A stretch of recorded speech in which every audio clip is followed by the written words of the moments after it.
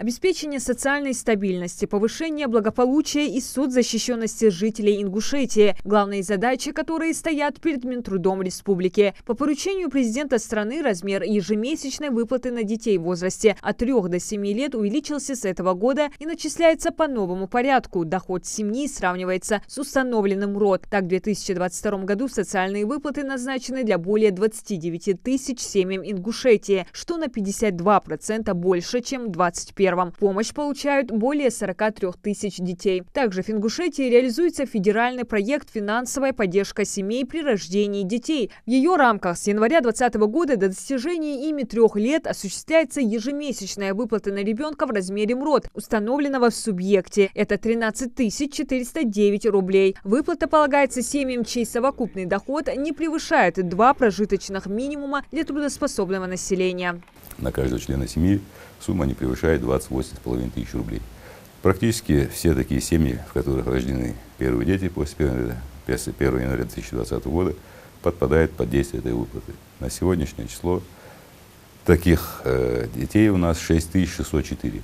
И сумма, которая выплачена на 1 ноября, составляет 667 миллионов рублей. Это солидная финансовая поддержка для семей с детьми. Мы, как Республика Ингушетия, участвуем в реализации национального проекта. Своевременно эти средства до населения доводятся, и каких-либо задержек, либо проблем, связанных с этой выплатой, в республике нет.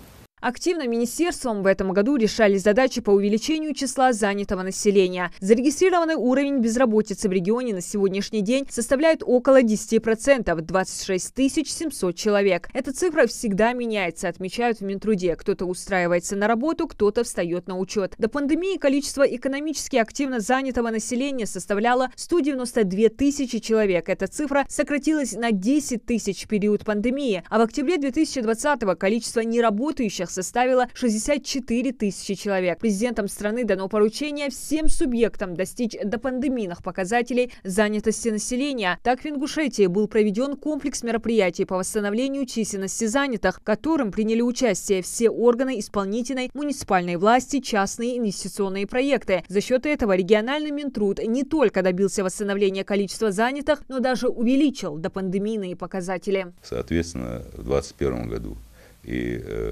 за 9 месяцев текущего года удалось восстановить численность экономически активного, занятого населения до 2000. То есть мы увеличили занятых в экономике республики на 20 тысяч человек.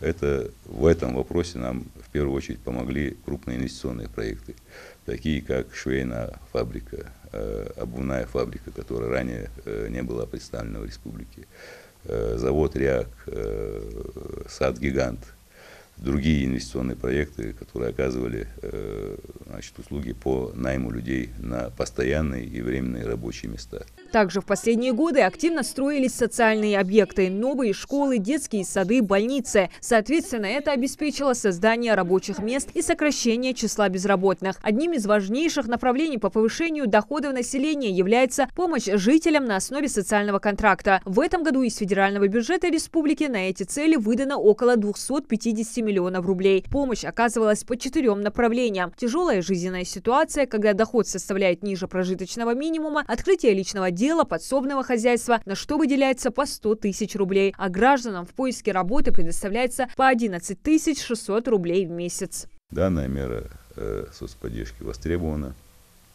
Из планируемых к заключению в текущем году 3750 контрактов уже 3571 контракт заключен.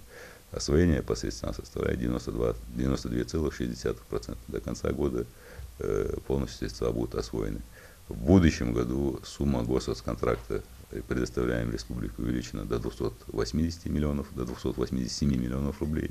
В следующем году региональный Минтруд намерен внести изменения в правила предоставления соцконтрактов. Они предусматривают увеличение суммы на открытие личного подсобного хозяйства и ИП до 200 тысяч рублей. В министерстве убеждены, что в нынешней ситуации и с учетом инфляции эта мера необходима. Чем больше сумма, тем больше шансов у граждан успешно развить свое дело. Диана Дударова, Адам Далаков. Новости 24.